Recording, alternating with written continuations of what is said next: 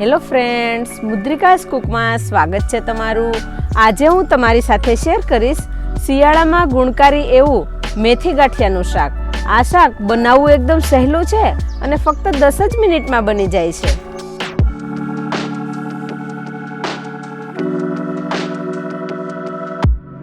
બાળકો મેથી નહીં ખાતા હોય તો આ શાક ખાશે એટલે વારંવાર બનાવવાનું કહેશે। તો ચાલો એકદમ ટેસ્ટી એવું મેથી ગાંઠિયાનું શાક બનાવવાનું શરૂ કરીએ।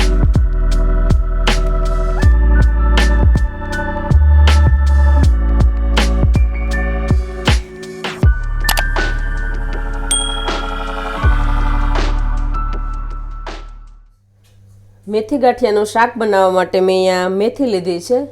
એક મોટો વાટકો ભરીને મેથી લીધી છે અને ધોઈ લીધી છે।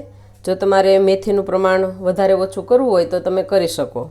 અને ગાંઠિયા લીધા છે 50 ગ્રામ, 10 નંગ કાજુ લીધા છે, 5 મોટી કળી લસણ લીધું છે, 1 ટુકડો આદુ, 3 લીલી મરચી, 1 ટમેટું અને 2 કાંદા લીધા છે।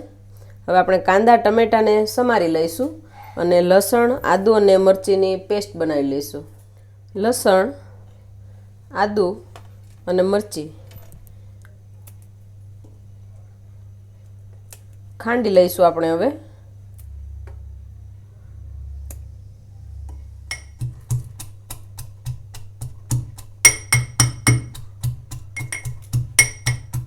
કાંદાને ઝીણા સમારી લઈશું।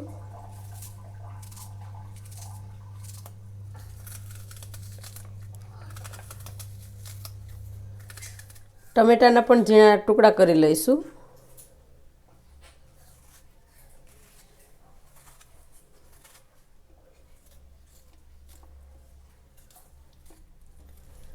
મેથીને પણ ઝીણી સમારી લઈશું।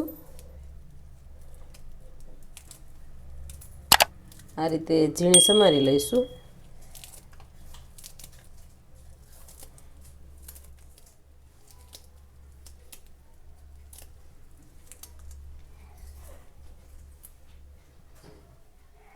કાજુના ફાડા કરી લઈશું।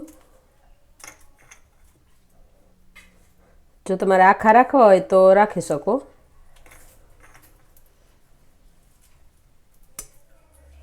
બધું સમારી લીધું છે। હવે આપણે શાકનો વઘાર કરીશું। વઘાર માટે એક પેનની અંદર 1/4 કપ જેટલું તેલ એડ કરીશું।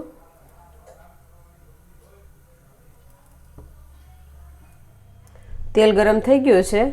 અડધી ચમચી જેટલું આખું જીરું એડ કરીશું। વાટેલા આદુ મરચાં અને લસણ મિક્સ કરી લઈશું। કાપેલા કાંદા એડ કરીશું।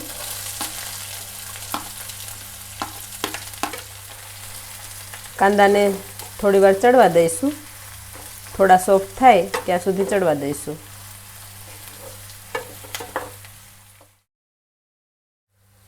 કાંદા સોફ્ટ થઈ ગયા છે। હવે ટમેટા એડ કરીશું।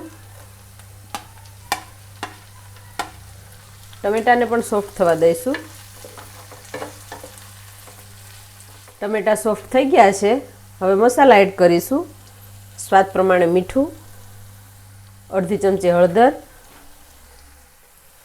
1 ચમચી લાલ મરચું, અડધી ચમચી ધાણા જીરું પાવડર। બધા મસાલાને મિક્સ કરી લઈશું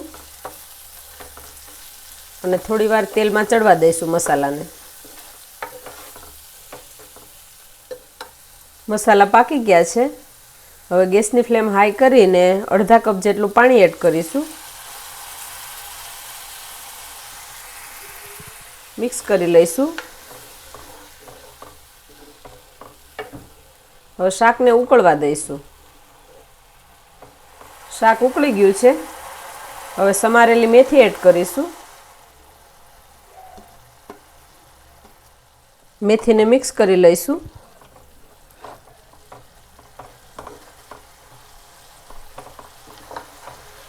હવે 2 થી 3 મિનિટ ચડવા દઈશું મેથીને।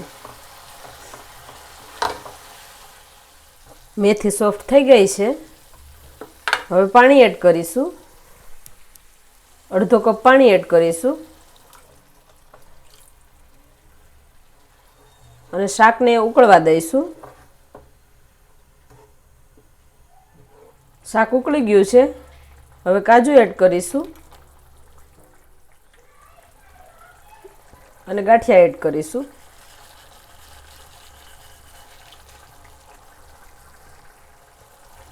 મિક્સ કરી લઈશું. ગેસની ફ્લેમ મીડિયમ કરીને થોડી વાર ચડવા દઈશું.